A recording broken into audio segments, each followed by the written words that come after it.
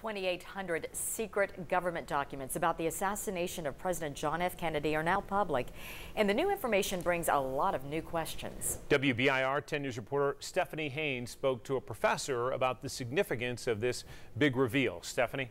Robin and John, people all over the world are scrambling to download these documents, but let me say, they're not necessarily easy to read. Many of them are handwritten and then scanned online, and the question is, will these documents close the book on some of our questions about the assassination?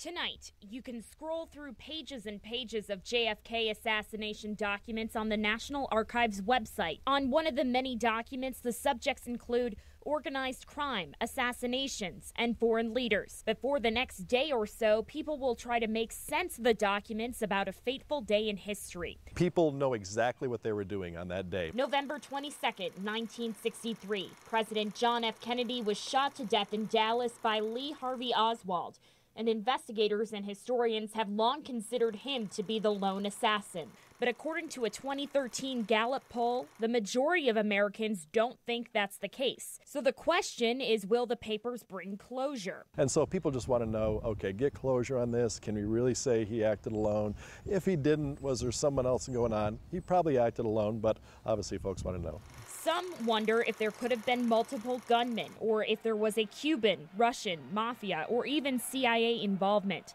Some wonder about Oswald's trip to Mexico in 1963, and some wonder why Oswald was shot to death by Jack Ruby 2 days after the assassination. There's a chance the documents will reveal little or confuse us more than enlighten us, but the Kennedys will likely always be a big part of culture. As close to what we would call American royalty as you ever probably get from an American presidency.